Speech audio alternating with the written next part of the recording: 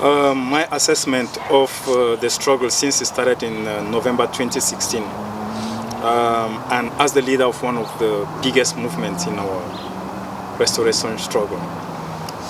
Well, my assessment is varied, depending on which angle you're looking at it from. But I think one thing that is clear is the fact that several times before, our leaders, the veterans, had tried to get this struggle off the ground, and several times it had been punctured by the regime. The difference between the efforts they were making and what is happening now is that we have gone past the regime in terms of what they thought they could handle and control. I had always argued long, as far back some 10, 11 years ago, to say the only way to beat this BR regime is not to play its game, but to change the game completely. Because as long as you play his game, he is the referee, he's the player, he's the linesman, he's everything, and he determines the rules of the game. My assessment at the moment is that we have shifted this whole thing completely out of his hands, such that it's a game that he doesn't know how to play.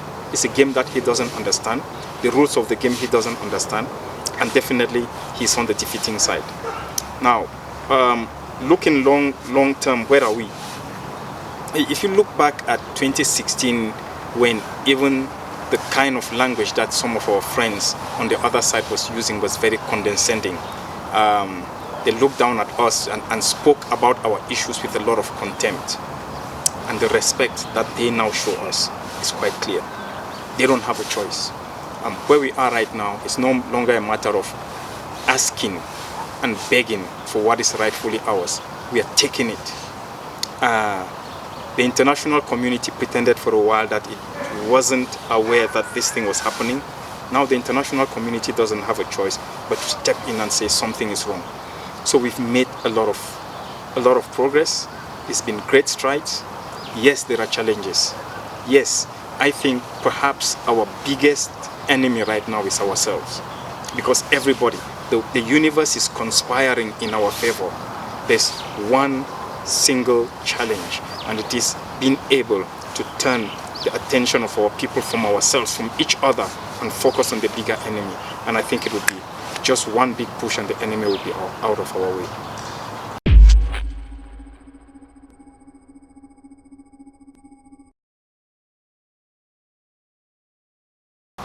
The crisis of leadership, I don't think it has ever been the lack of leadership. I don't think we've got a crisis of leadership. I think what we have is a plethora of individuals who all fancy themselves as being leaders. And yet, for the most of them, they have been given, each in their turn, a chance to lead. And they haven't been able to demonstrate that they've got the leadership qualities. That doesn't mean that we don't have some individuals within our community who have got the leadership qualities. One thing that has become clear to me, and I have to admit that for a long time I was wrong, and I've learned lessons along the way, is the fact that I used to detest and react in anger when I heard people say, oh, but there are no leaders. Who's going to lead? There's only one or two individuals who can lead. I had always argued that leadership is something that is open to everybody and anybody can lead. I was wrong. The truth is that leadership is not something that's given to everybody. Too many people clamor for positions of leadership, but not many have got the capacity to lead, can think strategically, can pull people together, can think of the bigger picture beyond their personal egoistic needs. That is unfortunately a challenge that we face. Your question, what can we do to overcome this challenge? One of the key reasons why SCOPE was formed was because we realized that there is a serious deficit of political understanding within our community. And so unless you educate the community enough to understand what leadership is, they will always continue to be manipulated. One of the reasons why as a movement we don't go out to do mass appeal is because we realize that the masses are generally not the most informed and the most educated. So we are more about how do we identify those people who have got the capacity to lead and bring them to the fore. And I'm happy that we're making some real progress. And what's the progress? We are gradually building the critical mass of people, strategists, technocrats, people. You would see, for instance, the publication that we publish, which will be published in the next week, or at least the next version will be published in a week or two, which is a group of experts, not known, not seen, operating behind the scenes, but contributing towards the thought process of our movement and our people. So how do you fix that problem? You start by acknowledging that, one, we've got a problem, that not everybody who claims to be a leader is leadership material. That, two, if you want to finally cross the line, I know the saying that says, if you want to go very far, you take everybody with you. I think if we want to go very far in this case, we need to take the right people with us. Then ultimately everybody is going to cross the line. But the mistake will continue to be those people who think the only way you can cross the line is take everybody with you. And without everybody, then you can't cross the line. You will never cross the line. We must remember that even within our own community, there are people who are paid to ensure that we stay where we are. There are people who shout the most and make the highest noise, but who are not necessarily for our restoration quest. So it becomes important that we identify the people who are really, really for what we want to achieve, and we rather move with them. My argument has always been that you need to have one leader. Once that leader stands out and takes the mantle and starts moving, people see not by their words but by their action, and they start to follow. Those who choose to remain behind will stay behind. Ultimately, they'll catch up with the moving train. The mistake has always been the tendency for some to stop the train and say, no, we cannot move. Now let's wait for everybody to get on board the train, so that once we get on board the train, then we can move. Very often those people who refuse to get on board the train refuse because they want to hold you back. And once they get onto the train, they're not getting onto the train so that you can move together. They're getting onto the train so they can throw you off the train and take over. But then when they take over the train, what direction do they take? Do they continue moving the train forward, or do they take it backwards? And I think we've seen how in the case presently of Siseko Ayub Tabe, he reached out, I think unfortunately, to people he shouldn't have reached out to, because he believed that unity and bringing everybody together was the way forward. The first people to throw him off the train are those people that he reached out to. Lessons learned.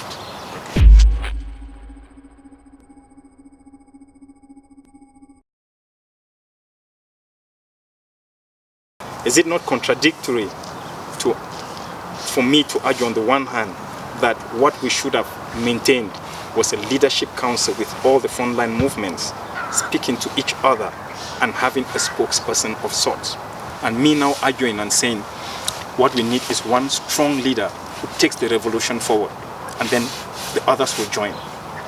Yes, it's contradictory in the sense where over a 2-year period you've learned lessons. Not everybody who claimed to be a frontline leader actually fronted anything but themselves and their interests. In fact, at that time, we were giving a lot of people opportunities to cement themselves as leaders, and they failed. Because today, when you look at those same individuals who claim to be frontline leaders, the first thing you need to ask yourself is, what number is your membership? You cannot be a frontline leader or any kind of leader in a revolutionary movement with 4 members. It's as big as me, my wife, and my children. That's not a movement. And the vast majority happen to be those people who cannot count to the second hand of their fingers the membership of their movement. So who do you represent? At that time, it didn't matter who you represented. You had an option, and you had the opportunity to sit around the table. Interestingly, those who kept dashing in and out were those who did not have membership. So look at the SCNC, led by Fongalamfo. He probably was the biggest movement of the revolution at the time, and he stayed on. He stayed on because he understood the bigger picture and the importance of the bigger picture to what we were trying to do. So, but then because of the bad blood and a whole lot of negativity and a lot of disingenuity and dishonesty over time, there's just no way you can open the door to everybody anymore. Because the moment you open the door, there are individuals who come in every single time you give them the chance, they are not coming in to form a strong bond and move together. They are coming in to kick you off the train so they can take over the train. So today, talking about a strong leadership, for me, I'm not necessarily referring to one individual leading. I don't believe in one individual leading. I believe in a collective.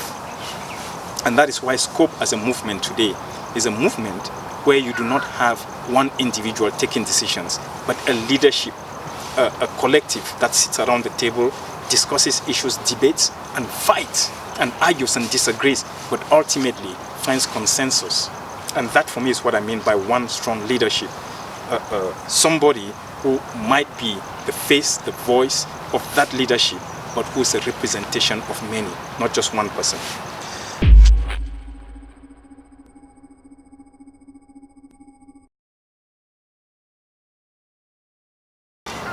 I find it insulting that anybody would come into our midst and say that there has been human rights violations on both sides. I think it's insulting. We don't have arms, we don't have guns, we don't have battleships, we don't have planes, we don't have an army. We've got nothing but a group of community individuals coming together and trying to stay alive in the face of this onslaught that is being meted on our people by Yaoundé. It's disingenuous, and that's why when I listen to somebody like Madame Bachelet saying that there has been violations of human rights on both sides, I just feel that is dishonest, to say the least. Yes, within our community, perhaps there has been one individual here or there that has committed some kind of exaction that we need to condemn, and I think we've been forthright and we've been direct in condemning that as Scope, and that was part of the debate. And I made it very clear to every Scope member, we will not condone anybody within our community who is caught in any kind of human rights violations. Remember that, by the way, the vast majority of the people who suffer from this are our people. So in no way can we condone any kind of action that disenfranchises or abuses the rights of our people. So my take is Scope and myself as an individual, we disagree very vehemently with those individuals and those organizations that say that there has been human rights violations on both sides. We do not think that's the case. Very often, it has been the Yaoundé regime that has meted out gross violations against our people, of which a lot is documented. So anybody talking about violations on both sides is, in my opinion, just trying to distort the reality.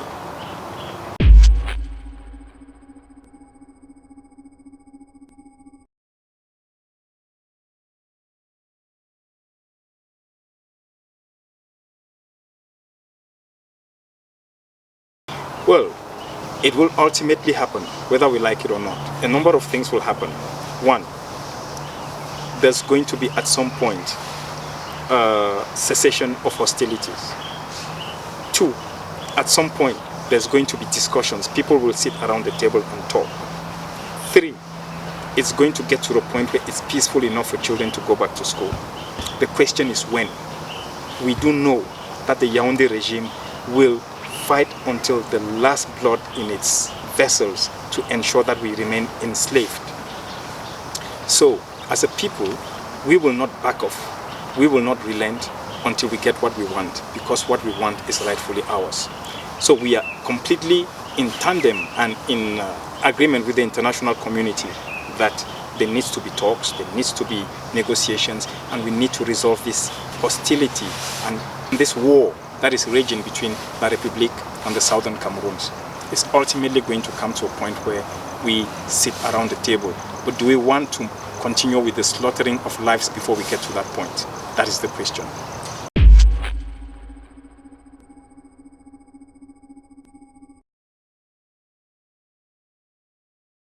We have always been ready. Our leaders, way back from the Bernard Fonlon and so on, have always been ready for us to have peaceful, meaningful talks that will restore our statehood as a people.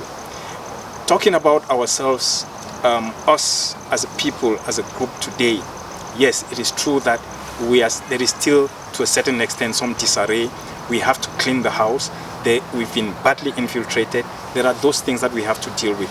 But if you look at the vast majority of our people, they are dying for us to find solutions to the problem, and we will. We may be a bit disorganized, but we will.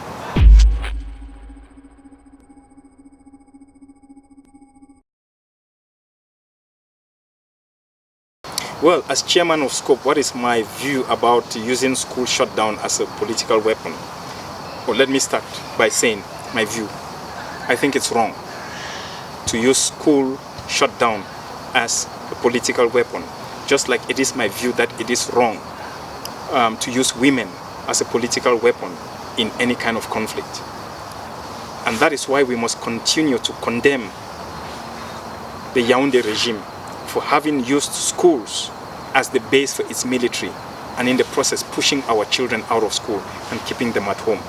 We have to continue to condemn the actions of La République du Cameroun for having used children, school children, as bait towards our people to push us so that we can go out and do what they want so they can slaughter us.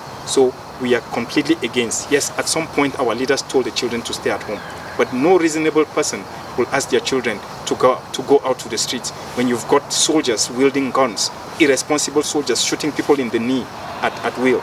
We're not going to ask our children to go out to that.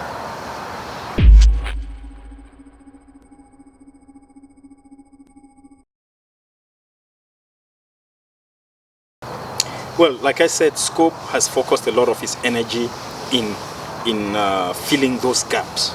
And school, going back to school, ensuring that our children get education is one of our focus, our major focus, because we don't have a choice.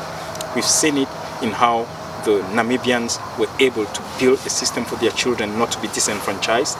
We've seen it in how the South Africans did it. We've seen it in a whole lot of countries, including presently Palestine. So as SCOPE, one of our major projects, and just to tell you that we don't operate like other movements where it's all about positioning and the noise, but what we try as much as possible is look at those elements which require our intervention. SCOPE is in the process of working towards putting in place systems that will enable our children moving from the next academic year to ensure that we have children go back to school in various ways. And we're still looking at how best to do that, knowing that right now in the homeland, doing that is almost impossible with soldiers littering the streets.